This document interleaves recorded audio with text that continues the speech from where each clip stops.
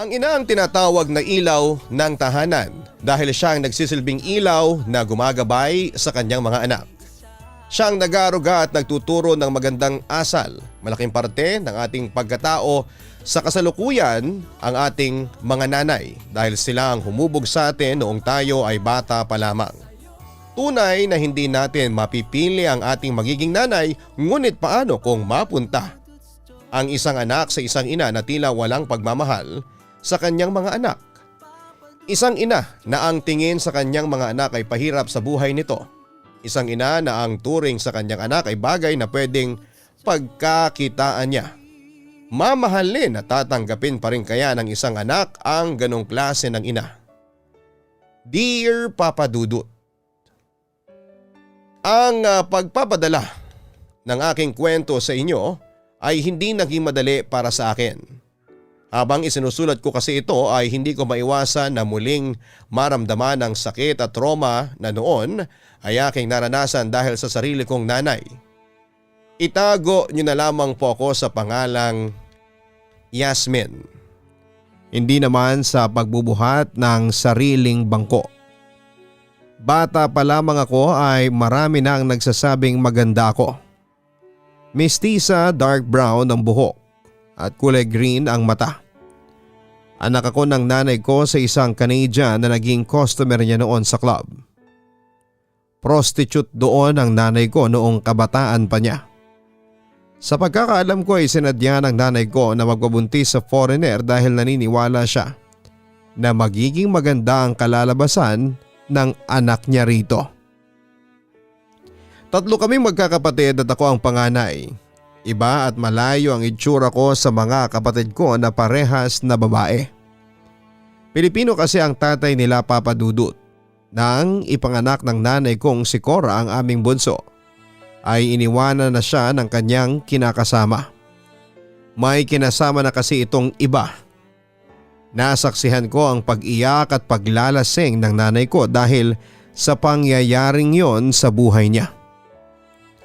Napilitan ng nanay ko na bumalik sa trabaho niya noon dahil sa wala siyang ibang alam na trabaho, kundi ang magbenta ng laman. At dahil sa palagi siyang wala sa bahay ay hindi kami naging malapit sa kanya. Tapos ay palagi pa siyang nakabulyaw sa aming lahat dahil kung wala raw kami ay hindi siya mahihirapan ng ganoon. Nag-aaral ako ng high school noon nang maranasan ko ang mabuli kasi mukha akong foreigner. Ang tingin yata nila sa akin ay alien kasi ibang itsura ko sa karamihan. Bukod doon ay tinutokso din nila ako tungkol sa trabaho ng aking nanay. Yasmin, nakita raw ni Dave yung nanay mo sa labas ng club sa bayan. Nagpapapick up sa mga lalaki. Pokpok ba ang nanay mo? Nakakalokong tanong ni Thea. Siya yung muse sa aming klase at pasimuno ng pambubuli sa akin. Hindi totoo yan, pagtatanggi ko. E di parang sinabi mong sinungaling si Dave, ang sabi pa ni Thea. Sa lakas ng boses niya, halos lahat ng kaklase namin na nasa classroom ay dinig ang sinabi niya. Tinawag ni Thea si Dave para patutuhanan ang sinabi niyang pokpok ang nanay ko. Iginiit naman ni Dave na nakita nga niya ang nanay ko at doon na nila ako inumpisahan at tuksuhin. Ang tanda-tanda na raw ng nanay ko pero pokpok pa rin. Nasa 40 years old na ang nanay ko ng panahon na yon, Papa Dudut. Ang sabi pa nila, galing sa maruming pera ang pinangkakain namin. Baka raw maging kagaya rin ako ng nanay ko na pokpok at kung ano-ano pang mga masasakit na salita ang sinasabi nila. Umuwi akong namumugto ang mga mata mula sa school. Sa hapunan ay kinausap ko si Mama Cora. Ma, pwede bang mag-iba ka na lang ng trabaho mo? Nahihiya kong sabi sa kanya. At bakit mo naman ako pinag-iiba ng trabaho, Yasmin? Alam mo ba kung gaano kahirap maghanap ng trabaho ang kagaya kong second year high school lang ang natapos? May halong inis niyang tugon. Marunong naman po kayong mag-makeup at mag-ayos ng buhok eh. ang daming parlor sa bayan, mama.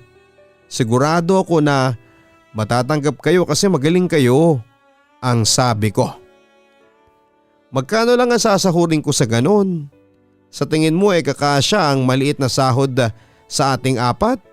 Nag-aaral pa kayo at nagbabayad ng bills kada buwan. Ikaw nga magatigil dyan sa mga suggestions mo sa akin. Na walang kasaysay-saysay, bulyaw ni Mama Cora sa akin. Mama, tinutokso po kasi nila ako sa school. Pokpok raw po ang nanay ko. Pigil ang iyakong pag-amin sa kanya. Pokpok naman talaga ako Ikinakahiya mo ba ako? Sa tingin mo ba kung hindi ako ganito ay mabubuhay kayong tatlo? Baka matagal nang dilat ang mga mata ninyo sa gutom kung hindi ako nagpopokpok. Saka bakit nagpapapekto ka sa mga kaklase mo? Sila ba nagpapalamon sa'yo? Galit niyang sabi, Papa Dudut. Nang dahil sa mga naging sagot ni Mama Cora sa akin ay doon ko na-realize na wala talaga siyang balak na iwanan ang trabaho niya. Gusto ko man na pilitin pa siya ay natakot na rin ako. Kahit kasi dalagitan na ako ay pinapalo pa rin niya ako. Lahat kaming tatlong magkakapatid ay nakakatanggap ng hagupit ng walis tambo o hanger kapag nagagalit siya sa amin. Sa kabila ng lahat ay mahal na mahal ko ang nanay ko, Papa Dudut. Hindi ko kinakalimutan na siya ang nagdala sa akin ng 9 na buwan sa loob ng tiyan niya. Siya rin ang nagpalaki, nag-alaga at nagpaaral sa akin. Mahal na mahal ko siya kahit hindi ko nararamdaman na mahal niya kaming magkakapatid. Nagpatuloy ang pambubuli sa akin sa school at halos araw-araw yung nangyayari at hindi ako nag-attempt na magsumbong sa teacher namin. Ang ginawa ko ay tumahimik na lamang ako at umalis kapag nag-umpisa na si Thea na tuksohin ako. Ako na lamang ang umiiwas para hindi magkaroon ng gulo. Ayoko naman na lumaban sa kanya kasi marami sila. Mag-isa lamang ako at wala akong kalaban-laban sa kanila, Papa Dudut. Si Mama sana ang pwede kong pagsumbungan pero sa akin pa siya nagagalit imbes sa mga nambubuli sa akin. Balat sibuyas daw ako. Dapat daw ay masanay na ako sa ganung panunukso kasi nakadikit na yon sa pagkatao ko na pokpok ang nanay niya. Hindi naman ako pwedeng mag-open sa mga nakababata kong kapatid dahil mga bata pa sila. Parehas silang nasa elementary at isang grade 4 at grade 6. Minsan ay merong nanligaw sa akin, Papa Dudut. Si Paul, 4th year high school rin siya kagaya ko. Pero nasa kabilang section. Iyon ang unang beses na may nanligaw sa akin kaya tuwang-tuwa ako sa atensyon na ibinibigay niya sa akin. Nagpapadala siya ng love letter sa akin, bulaklak at isang beses ay stuffed toy. Sinagot ko si Paul makalipas ang 1 buwan niyang panliligaw. Ang totoo ay hindi ko alam kung totoong pagmamahal ba ang nararamdaman ko sa kanya. Basta alam kong kinikilig ako kay Paul at nagwagwapuhan ako sa kanya. Isa pang dahilan kaya ko siya sinagot ay feeling ko ay meron na akong magiging kakampi at tagapagtanggol laban sa mga nambubuli sa akin. Ganon kasi yung napapanood ko sa mga pelikula at teleserye. Pinoprotektahan ng boyfriend ang girlfriend nila. Mabait na boyfriend si Paul at simula nang maging kami ay hindi na ako masyadong tinutokso ni Thea. Natatakot na siguro sila kasi palagi kong kasama si Paul. Hindi ko alam kung paano nalaman ni Mama Cora ang pagkakaroon ko ng boyfriend. Ayoko na sanang malaman niya yon dahil hindi ko alam ang magiging reaksyon niya. Ang landi mo rin Hindi ka pa nga tapos ng high school ay magsosyota ka na? Yan ang inaatupag mo? Kapag ikaw nabuntis ng lalaking yon, tingnan natin kung hindi ka lumuha ng dugo. Sigaw sa akin ni Mama Cora. Hindi naman po ako magpapabuntis. Mabait po si Paul. Saka wala po sa isip namin ang gawin ang iniisip mo, Mama. Pangangatwiran ko. Pinipilit mo pa yung kalandian mo, Yasmin? Pare-pareho lang ang mga lalaki. Kahit anong edad ay iisa ang gusto niyan sa ating mga babae. Hindi ka ba naniniwala sa akin? Ang dami ko nakikilalang iba't ibang lalaki gabi-gabi at iisa lang ang gusto nila sa akin. Litanya ni Mama Cora. Pero bahala ka sa buhay mo. Kapag nabuntis ka ng lalaking walang trabaho, huwag kang sisiksik sa pamamahay ko ha. Lalayas ka. Patuloy niyang sabi. Papa Dudut, hindi ko pinakinggan si Mama Cora.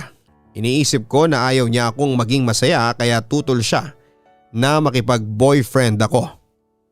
Sa ikalawang buwan ng relasyon namin ni Paul ay inaya niya akong mag-date. Kumain kami sa isang fast food sa bayan at pagkatapos ay dinala niya ako sa bahay nila. Tuwang-tuwa pa ako noon kasi ang akala ko ay ipapakilala niya ako sa pamilya niya pero hindi pala. Wala palang lahat ng kasama niya sa bahay at may pinuntahan na outing. Nagpaiwan daw talaga siya para mas solo namin ang bahay nila. Kinakabahan ako nang pumasok kami sa kwarto niya, Papa Dudut. Nang tanungin ko siya kung ano ang gagawin namin ay sinabi niya na magsisex daw kami. Natakot ako, Papa Dudut, sa gustong mangyari ni Paul. Nang makita niya ako nag-aalinlangan ay doon na niya sinabi ang gasgas na linya na kung mahal ko raw siya ay pagbibigyan ko siya. Kapag daw nabuntis ako ay pananagutan niya ako. Naalala ko ang sinabi ni Mama Cora na palalayasin niya ako kapag nabuntis ako, kaya kahit na alam ko na madidisappoint si Paul sa akin ay umalis ako sa bahay nila. Nang sumunod na araw sa school ay napansin ko na malamig ang pakikitungo ni Paul sa akin. Wala siyang gana ang kausap ako at palaging gumagawa ng excuse para hindi kami magkita. Sa paglipas ng mga araw ay tuluyan na niya akong hindi pinansin at kinausap. Nalaman ko na lamang na may bago na siyang nililigawan. Kaya kahit na wala kaming official na break up ay tinanggap ko na lamang na break na kami. After ng paghihiwalay namin ni Paul ay kumalat pa sa school na tinikman lang daw ako ni Paul. Ang landi ko raw kasi hinayaan kong may mangyari sa amin ni Paul kahit na bata pa kami. Hindi ko alam kung saan ang galing ang balitang yon, Papa Dudut, na walang katotohanan. Pero may hinala ko na si Paul yon. Siguro ay nainsulto siya nang tanggihan ko siya kaya gumanti siya sa akin. Hindi ko na rin alam kung sino pa ang nagpakalat ng kasinungalingan na yon. Hinayaan ko na lamang ang lahat na sabihin ang totoo nilang sasabihin. Inisip ko na kapag napagod sila ay titigil din sila. Kumusta na kayo ng boyfriend mo? Yasmin, balita ko ay hiwalay na kayo. May kaklase mo na lumapit sa akin kagabi. At ang chinismis sa akin, sabi ni Mama Cora sa akin habang naglalaba ako isang umaga. Wala na po kaming mama, tugon ko. Bakit kayo nag-break? Akala ko ba mahal mo?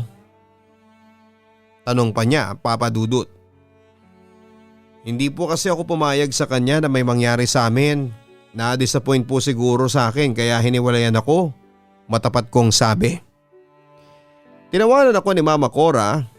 Di naniwala ka na sa sinasabi ko na iisa lang ang gusto ng mga lalaki na yan. Yan ang napapala mo sa kalandian mo. Aniya sabay sindi ng sigarilyo. Bakit po kayo? Ang dami niyong lalaki, iba-iba pa. Halos gabi-gabi ay may lalaki kayong nakakasiping. Kung malandi ako, sa inyo pala ako nagmana, ang sabi ko. Malamang, sa akin ka nagmana. Nanay mo ako Saka kung magpapawasa ka, siguraduhin mo na magkakapera ka. Kagaya ng ginagawa ko. Hindi yung estudyante ang umaasa pa sa mga magulang. Gamitin mo ang utak mo ha. Sayang ang ganda mo. Yasmin, gawin mong puhunan yan. Ang wika pa ni Mama Cora. Ano pong ibig niyong sabihin sa gagawing puhunan? Walang ideya kong tanong. Basta malalaman mo rin ang ibig kong sabihin. Pag hiningi ng pagkakataon, Ano pa ba ang bagsak mo kundi kagaya ko rin? Aniya pa. Hindi ko pa masyadong naintindihan ang ibig sabihin ng nanay ko sa mga sinabi niyang yon, Papa Dudut. Hindi ko rin maintindihan kung bakit imbes na i-comfort niya ako o bigyan ng maayos na payo ay pinagtawanan pa niya ako. Malayong malayo siya sa mga nanay na mapagmahal at dinadamaya ng anak nila. Kapag malungkot lalo na kapag bigo sa pag-ibig. Minsan nga iniisip ko na sana ay pinilit kong maging close sa kanya noong bata pa ako. Para hindi ganoon ang turingan namin nang magdalaga na ako. Dumating ang araw na napansin ko na palaging mainit ang ulo ng nanay ko, Papa Dudut. Palagi siyang umuuwi sa bahay na busangot ang mukha niya at kaunting mali lang ng dalawa kong kapatid ay nakasinghal siya sa mga ito o kaya ay papaluin niya kaagad. Nararamdaman ko na meron siyang problema pero hindi niya sinasabi sa akin. Hanggang sa bigla niyang ibinenta ang TV namin. Sumunod ang mga damit niya. Ang hula ko ay kinakapos na siya ng pera kaya niya yung ginawa. Kaya isang gabi para malaman ko kung ano ba talaga ang problema niya ay sinundan ko siya sa club. Nakita ko ang nanay ko sa harapan ng club kung saan siya nagtatrabaho. Halos hindi na siya nakikilala sa kapal ng makeup na meron siya. At sobrang sexy ng suot niyang damit. Hula ko ay kanina pa siyang nakatayo doon dahil maya't maya ang pagmasahe niya sa kanyang binti. Kapag may nakikita siyang lalaking dadaan ay hinaharang niya ito at kinakausap. Ilang lalaki na ang kinausap ni Mama Cora pero lahat ay umaalis. Nang isang may edad na lalaki ang napansin ko na medyo matagal na niyang kausap ay naisipan kong mas lumapit pa para marinig ko ang kanilang pinag-uusapan. Wala ka bang maibibigay sa akin na mas bata? Ang tanda mo na eh. Turan ng lalaki kay Mama Cora. Boss, kahit matanda na ako ay malakas pa rin ang stamina ko. Daig ko pa ang mga 20 years old pag mamalaki pa ng nanay ko. Hindi performance ang habol ko kundi yung ganda at sexy. Pasensya na ha pero pasa ko sa'yo. Akala ko kasi ay bugaw ka kaya lumapit ako sa'yo. Turan pa ng lalaki. Doon na nagalit ang nanay ko, Papa Dudut. Hoy, makapagsalita ka sa akin ng matanda eh. Ikaw nga itong mas mukhang matanda sa akin. Saka ang kapal ng mukha mong mag-request ng bata. Sa pangit mong yan, kahit magbayad ka ng malaki ay walang papatol sa'yo. Galit na sigaw ng nanay ko sa lalaki. Biglang sinuntok ng lalaki ang nguso ng nanay ko kaya napalugmok siya. Nang magsigaw siya ay tumakbo ang lalaki. Lumabas na ako sa pinagtataguan ko at nilapitan ko si Mama Cora. Abot langit ang kaba ko nang makita ko na dumudugo ang bunganga niya. Nagulat naman siya nang makita ko. Alam ko magagalit siya sa akin dahil ayaw niya na pinupuntahan namin siya sa club lalo na kapag nagtatrabaho siya. Anong ginagawa mo rito, Yasmin? Umuwi ka na, alis. Pagtataboy niya sa akin. Mas kailangan mong pumunta sa ospital o kaya sa pulis. Ipapakulong natin yung lalaking sumuntok sa'yo. Nag-aalala kong sambit. OA mo? Pumutok lang ang labi ko. Saka anong pulis? Hindi ako tutulungan ng mga pulis. Uhulihin pa ako ng mga yon kasi malalaman nilang pokpok ako. Ang sabi ko sa nanay ko. Sabi ko na sa iyo eh. Magbago ka na ng trabaho mo. Matanda ka na para sa ganitong trabaho, Mama. Ang turan ko. Isa ka pa. At sino magkatrabaho sa atin? Sino ang papalit sa trabaho kong ito, ikaw? Nanlalaki ang mata niyang tanong. Hindi ako nakapagsalita dahil alam ko sa sarili ko na hindi ako papasok sa ganong klase ng trabaho. Ayoko na matulad sa nanay ko. Hindi ko pinangarap na gabi-gabi akong manghihila ng lalaki sa kalsada para i-offer ang aking sarili. Umuwi na lamang ako kahit nag-aalala ako kay Mama Cora. Tinakot niya ako na kapag hindi pa ako umuwi ay sasaktan niya ako. Kahit nasa pampublikong lugar kami ng gabing yon. Pinatulog ko na lamang ang dalawa kong kapatid. Sa salas lang kami natutulog na magkakapatid. Nilalatagan namin ang sahig ng kutsyon para hindi nalalamigan ang aming mga likod. Hindi kasi kami kasya sa kama sa nag-iisang kwarto, Papa Dudut. Si Mama Cora ang mag-isang natutulog doon. Wala yung pinto, Papa Dudut. Manipis na kurtina lamang ang nagsisilbing harang sa papasok sa kwartong yon. Nagising ako ng bandang 2:00 ng madaling araw dahil sa ingay ng pagbubukas ng pinto namin, Papa Dudut. Narinig ko ang paghagikhik ni Mama Cora na parang kinikiliti siya sa singit. Kahit patay ang ilaw ay nakikita ko sa dilim na may kasamang lalaki ang nanay namin, Papa Dudut. Magkayakap sila at parang naghahalikan pa. "Mama, sino yung kasama mo?" Inaantok kong tanong. "Yasmin, bakit gising ka pa?" "Matulog ka na ulit. Huwag mo kaming papansinin, diyan ka lang," pasinghal niyang sabi. Sinunod ko ang sinabi niya, Papa Dudut, kahit parang kinakabahan ako para sa amin kasi may kasamang ibang lalaki, si Mama Cora, na dinala pa niya sa bahay. Ay hinayaan ko na lamang, Papa Dudut. Pumasok sila sa kwarto at maya-maya ay kung ano-ano na ang narinig kong ingay na nililigha ng nanay namin at ng lalaki niya. Tinakpan ko na lamang ng una ng tenga ko upang kahit papaano ay mabawasan ang ingay na aking naririnig. Nang lumipas ang ilang minuto ay tumahimik na sa kwarto. Narinig ko na nagbibigay ng presyo si Mama Cora sa lalaki at tinatawaran yon ng lalaki kasi may edad na raw ang nanay ko. Hanggang sa magkasundo na sila sa presyo. Nagtulog-tulugan ako at kahit nakapikit ako ay alam kong binuksan ang ilaw dahil nakakainom yung lalaki. "Ang ganda ng isang yan tisay at makinis," narinig kong turan pa ng lalaki. Alam ko na ako ang tinutukoy niya dahil ako lang ang tisay sa aming magkakapatid. "Gago ka, panganay ko yan," saway ni nanay sa lalaki. "May kilala akong mayamang matanda na mahilig sa ganyang pitit at maputi. Magugustuhan niyang anak mo, panigurado. Pag-aagawan pa yan at kikita ka ng malaking malaki. Sandali at pipicturean ko ha," ang sabi pa ng lalaki. Hindi ko alam kung napicturean ba ako ng lalaki kasi nakapikit ako, Papa Dudut, pero pinalis na rin siya kaagad ni Mama Cora. Nang mga sumunod na araw ay kinausap ko ang nanay namin tungkol sa pagdadala niya ng customer sa bahay. Unang beses niya kasi yung ginawa yon at nakakabahala yon para sa akin. Nagalit pa siya sa akin kasi nakikialam daw ako sa kanya. Bahay naman niya yon. Nang sabihin ko na nag-aalala ako, Papa Dudut, para sa mga nakababata kong kapatid dahil baka masamang tawang madala niya, ay sinabi niya na wala naman daw nangyari sa amin. Aniya pa ay ibinulsa na lamang niya ang ipambabayad sa motel ng lalaking yon para may pandagdag sa kita niya. Kaya sa bahay na lang niya dinala. Mabuting araw at nagkaroon siya ng customer kagabi kahit na isa kasi ilang araw na palang wala siyang customer.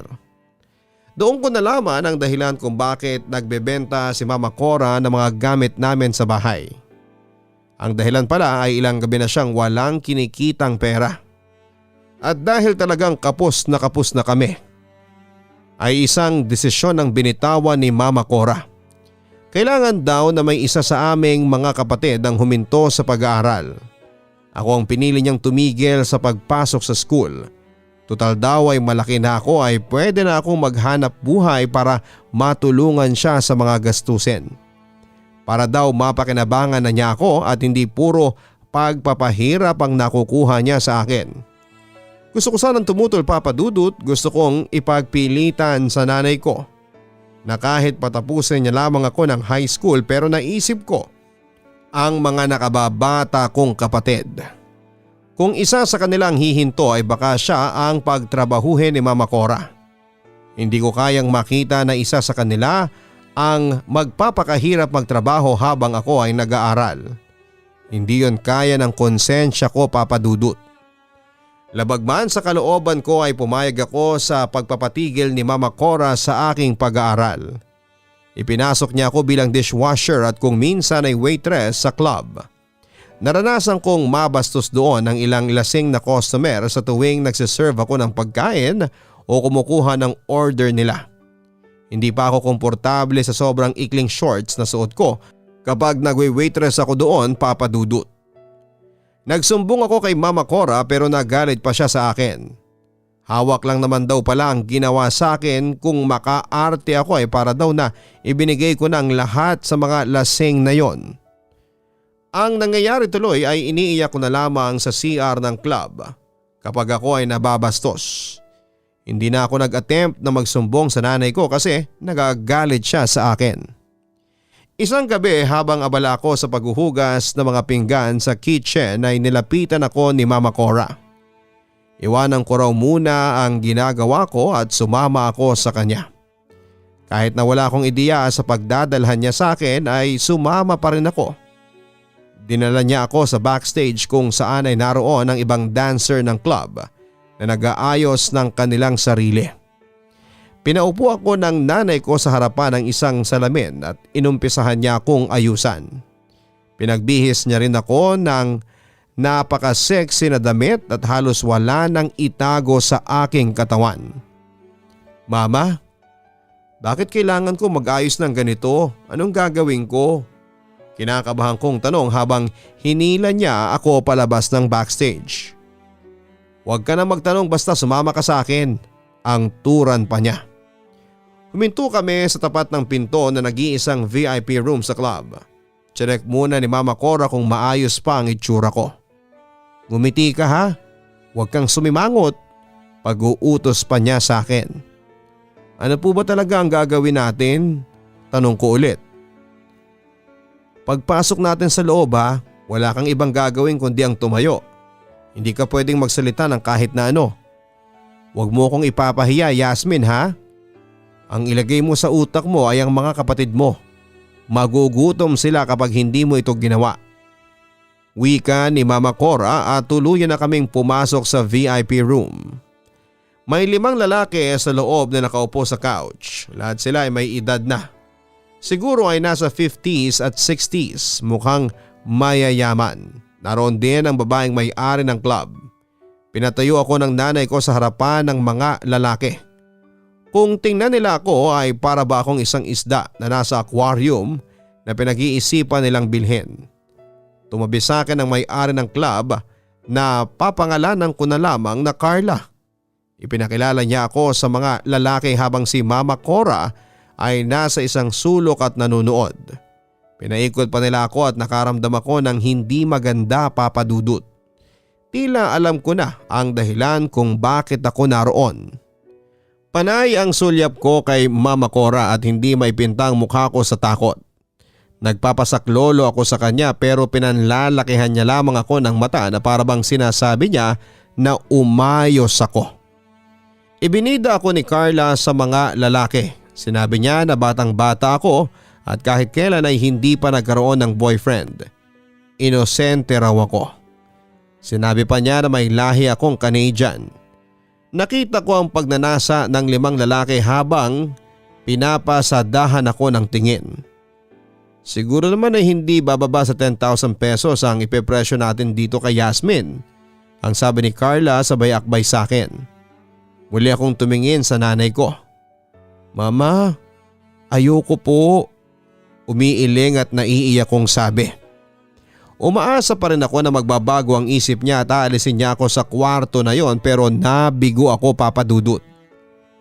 Lumapit nga siya pero para bulungan ako na umayos. Sasaktan daw niya ako kapag ipinahiya ko siya. May paunang bayad na raw ang 5 lalaki kaya kapag umatras ako ay magiging bato pa ang pera.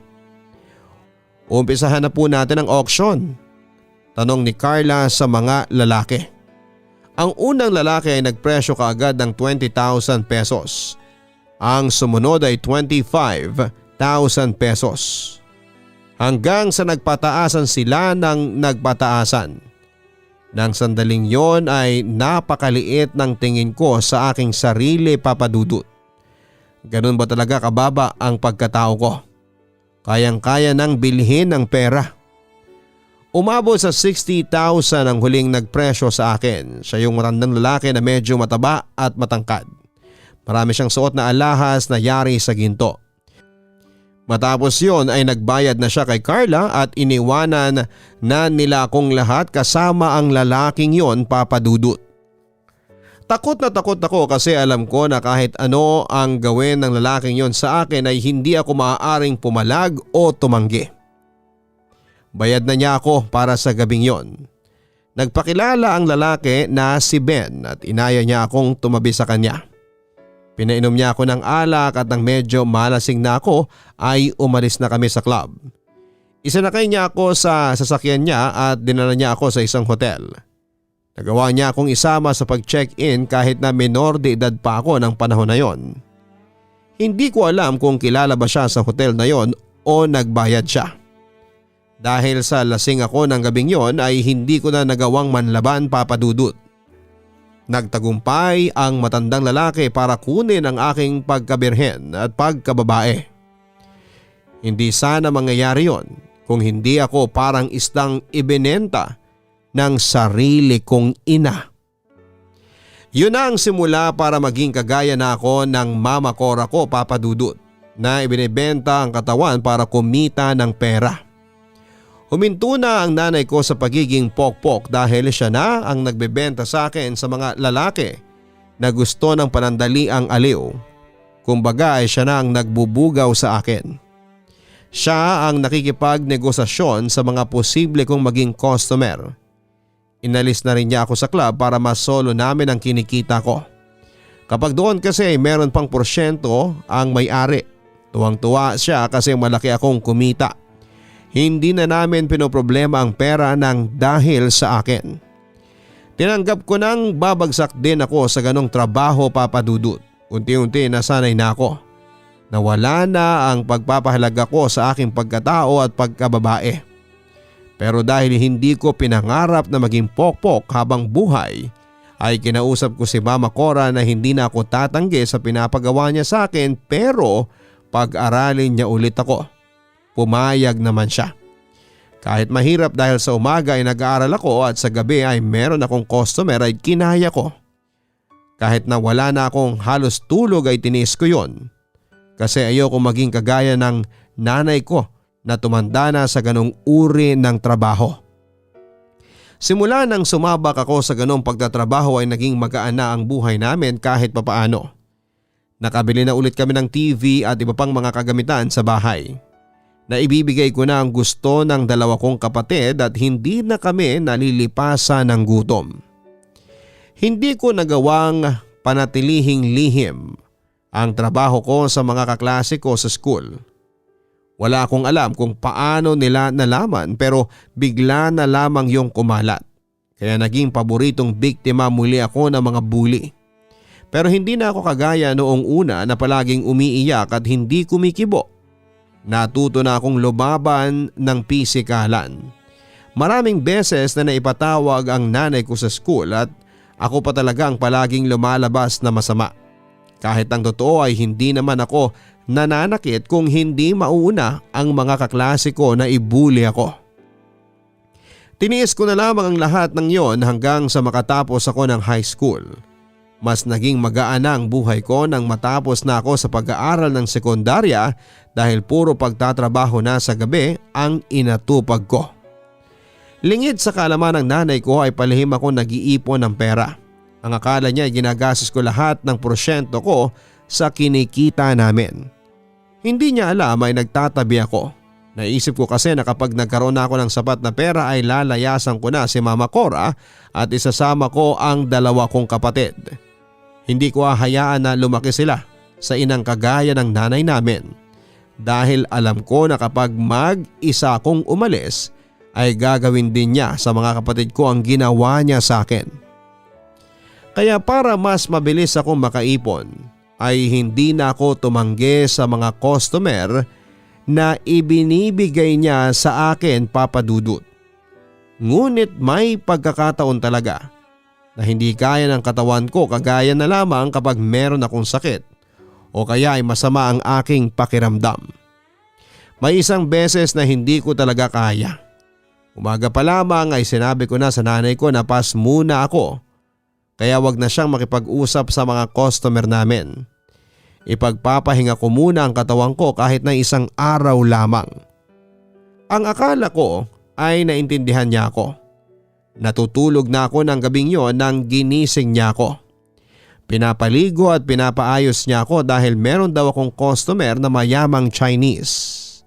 Mag-escort daw ako sa paglalaro ng Chinese sa casino at pagkatapos ay alam ko na raw ang gagawin namin ng Chinese pagkatapos nitong magkasino. Masama ang pakiramdam ko, ma. Ang bigat ng katawan ko, hindi ba nagsabi na ako sa inyo kaninang umaga? Hindi ko talaga kaya, bukas na lang ng gabi. Nakikiusap kong sabi. Hindi pwede. Big time tong Chinese na to at nakapag-advance na siya. Ngayong gabi ka na niya gusto kaya bumangon ka dyan. Pamimilit pa ni Mama Cora. Hindi ko talaga kaya, pasensya na. Bukas na lang po ng gabi, kailangan ko talagang magpahinga ngayon. Giit ko. Wala ka talagang utak, Yasmin. Kapag ito nawala pa sa atin at napunta sa iba, ikaw talaga ang sisisihin ko, ha? Inuman mo yan ng paracetamol at lalakas ka ulit. Nagagalit niyang sabi. Hayaan mo nang mapunta sa iba kaysa katawan ko ang tuluyang bumigay. Marami pa siguro tayong makikitang mas big time sa Chinese na yan. Pangangatuwiran ko. Sige, hindi na kita pipilitin. Isa na lang sa kapatid mo ang ipapadala ko doon o silang dalawa na lang. Alam ko may matatanda na mahilig sa bata. Siguro nga ay dapat ay umpisahan ko ng ibenta ang mga kapatid mo para kapag hindi ka pwede ay meron akong reserba. Ang sabi pa ni Mama Cora. Napabangon ako sa mga sinabi niya, Papa Dudut. Hindi ako makapaniwala na magagawa niya yon sa mga bata kong kapatid. Para bang tuta ang mga ito na ipinagbebenta. Hindi mo pwedeng gawin yan sa mga kapatid ko, ma. Pumayag na ako na maging pokpok kagaya mo kaya lubayan mo sila. Naiiyak kong galit, Papa Dudut. Pwes, kumilos ka na kung ayaw mong pati sila itulad ko sa'yo. Napakadrama mo, ang arte-arte mo. Kita mo na nga at nakakabangon ka. Bulyaw niya sa akin. Papa Dudut, natakot ako na totohanin ng nanay ko ang kanyang mga sinabi. Kaya kahit na hindi maganda ang pakiramdam ko ng gabing yon ay pinilit kong makipagkita sa mayamang Chinese na customer ko. Ilang oras ko siyang sinamahan sa pagkakasino, uminom na rin muna ako ng gamot bago ako umalis kanina sa bahay. Mas lalong sumama ang loob ko sa nanay ko. Hindi dahil sa pinilit niya akong magtrabaho kahit may sakit ako, kundi dahil kaya niyang itulak sa ganitong trabaho ang mga kapatid ko kahit bata pa sila. Doon ko na-realize na kailangan na naming makaalis sa poder ng nanay namin. Pag-uwi ko ng umaga ay mas lalong lumala ang lagnat ko. Pagkabigay ko ng pera kay Mama Cora ay natulog na ako dahil alam ko na pipilitin niya ulit akong magtrabaho mamayang gabi. Mabuti na lamang at mabait yung Chinese at hindi siya masyadong nag-expect sa akin ang sabihin ko na masama ang aking pakiramdam. Nakaintindi siya ng kaunting English kaya kahit papaano ay nagkaintindihan kami. Mukhang nakaramdam si Mama Cora na hindi ko talaga kayang lumabas kaya hinayaan na niya muna ako magpahinga ng buong araw hanggang gabi. Pero umalis siya kinagabihan at hindi niya sinabi kung saan siya nagpunta. Parang himala rin na biglang bumuti ang pakiramdam ko at dahil medyo maaga pa ay naisipan kong ilabas ang dalawa kong kapatid na babae na itatago ko na lamang sa pangalan na Andrea at Erica. Sinabihan ko sila na maligo at magbihis dahil kakain kami sa labas.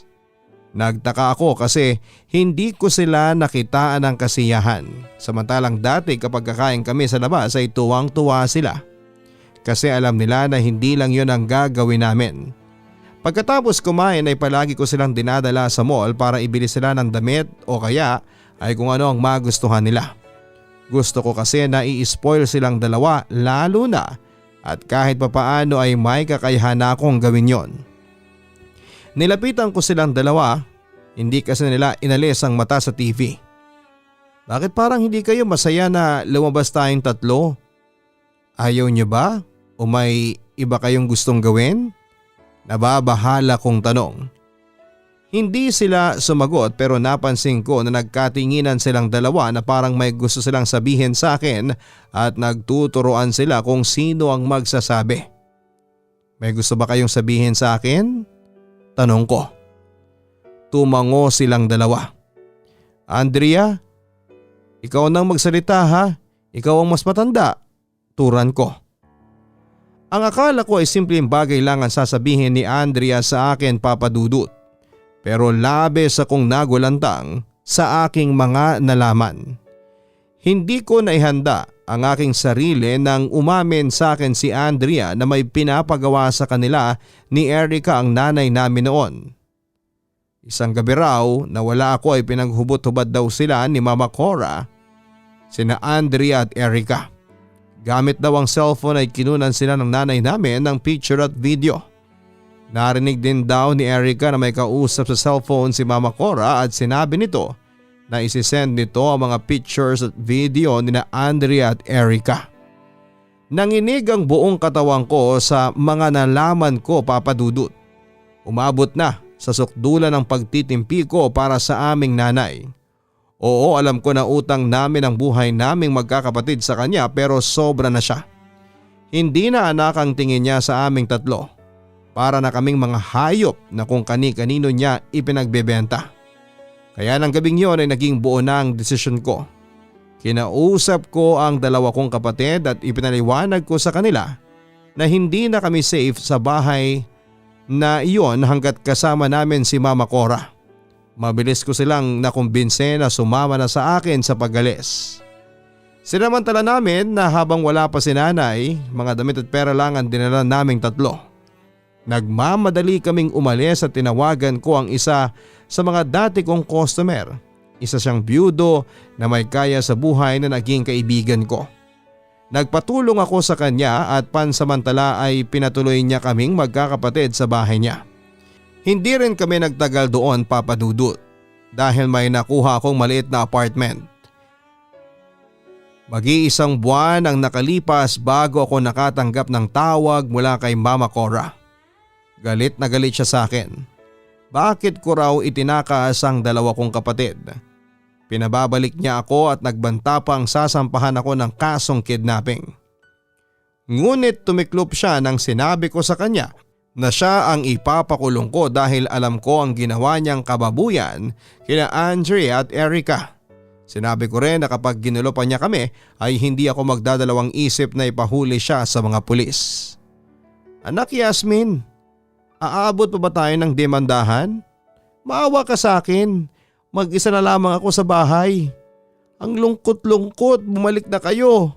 Nagmamakaawa niyang sabi. Bigla siyang bumait dahil natakot yata na ipakulong ko talaga siya. Ayaw na namin bumalik dyan, Ma.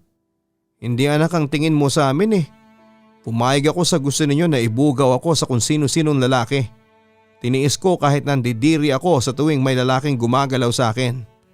Pero para idamay mo sa kababuyan mo ang mga kapatid ko, ibang usapan na yun. Puno ng hinanakit na sabi ko. Ginawa ko lang yun kasi hindi ko na alam kung paano kayo bubuhayin.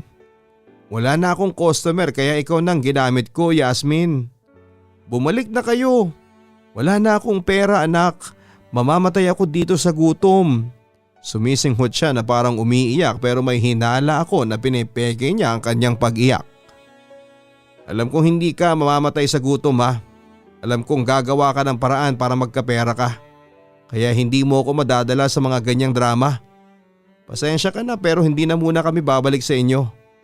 Huwag kang mag-alala kasi ako na ang bahala kina Andrea at Erica. Pinapangako ko na palalaking ko sila ng maayos. Magtatrabaho ako ng marangal kahit na hindi malaki ang sahod. Mag-ingat ka, Ma. Mahal na mahal ka namin. Umiiyak kong sabi bago ko tinapos ang pakikipag-usap kay Mama Cora sa cellphone. Yon ang naging huling pag-uusap namin, Papa Dudut. Nagpalit na rin kasi ako ng number kaya hindi na ako na-contact ng nanay namin. Alam kong matatawag akong isang masamang anak dahil sa pag-iwan ko sa kanya Ang sa akin lang kasi ay gusto kong maproteksyonan ng mga kapatid ko, Papa Dudut. Mga bata pa sila at ayokong isipin nila na normal at tama ang pinapagawa sa amin ng nanay namin. Kaya hanggang maaga pa ay gumawa na ako ng paraan para mailayo sila sa ganong klase ng buhay. Noong nakaraang taon ay lihim akong nakibalita sa kaibigan ni Mama. May bago ng asawa si Mama Cora at sa ibang lugar na nakatira. Sa pagkakaalam niya ay huminto na rin ito sa pagbubugaw. Sinabi ko ang balitang yon kina Andrea at Erica at tinanong ko sila kung gusto nilang bumalik na kami sa nanay namin. Ayaw pa raw nila. Natatakot daw sila na baka ulitin ni Mama Cora yung ginawa nito sa kanilang dalawa. Hindi ko na sila pinilit at naiintindihan ko na nasa pagkatao pa rin nila yung trauma at takot. Sinabi rin nila na hindi na namin kailangan si Mama Cora dahil nabubuhay ko sila ng maayos at sa marangal na pamamaraan. Nagtatrabaho na kasi ako sa isang BPO company, Papa Dudut, at kahit paano ay nakakasurvive naman kaming magkakapatid at malapit na ring makapagtapos sa college si Andrea.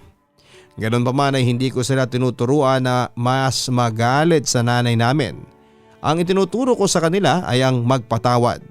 Pero siguro ay hindi pa ngayon ang panahon para sa ganoon. Kung ako naman ang tatanungin kung handa na ba akong bumalik kay Mama Cora o kaya ay kung napatawad ko na ba siya. Sa ngayon ay hindi pa pero gusto ko siyang makita, Papa Dudut. Gusto kong malaman niya na kahit papaano ay natupad ko ang sinabi ko na ako na ang bahala sa dalawa kong kapatid. Nararamdaman ko naman na malapit na ang araw na yon at sana kapag nagharap kami ay nagbago na nga siya. Sana rin ay mapatawad niya ako kung meron man akong kasalanan at pagkukulang sa kanya bilang isang anak. Hanggang dito na lamang, Papa Dudut, at maraming salamat sa pagkakataon na may bahagi ko sa marami ang aking kwento. Lubos na gumagalang, Yasmin. Masakit isipin para sa isang anak na kagaya ni Yasmin na sariling nanay niya ang nagtutulak sa kanya para gumawa ng hindi maganda. Hindi valid reason ang kahirapan o gutom para gumawa tayo ng mali o iligal. Maraming paraan para tayo ay kumita ng pera sa paraan na legal at maipagmamalaki ka pa ng mga anak mo. Alam ko na marami ang nakakaintindi kay Yasmin at sa mga kapatid niya kung bakit hindi pa nila matagpuan ang pagpapatawad sa kanilang puso.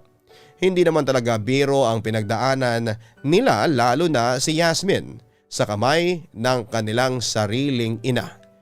Hindi bagay o hayop ang mga anak para ito ay lagyan ng presyo at ipaggamit sa ibang tao.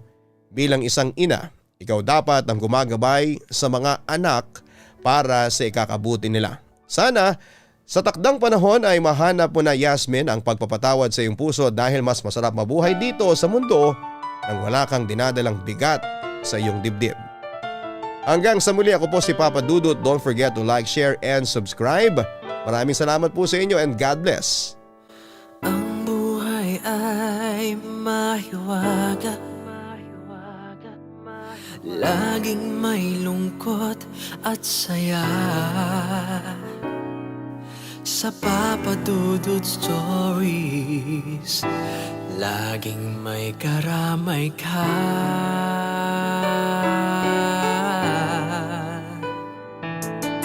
Mga problemang kaibigan, dito ay pakikinggan ka. Sa Papa Dudut Stories, kami ay iyong kasama. Dito sa Papa Dudut Stories, ikaw ay hindi nag-iisa.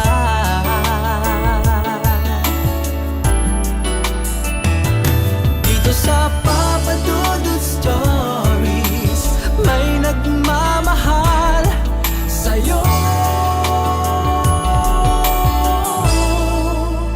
Papa Dudut Stories, Papa Dudut Stories, Papa Dudut Stories.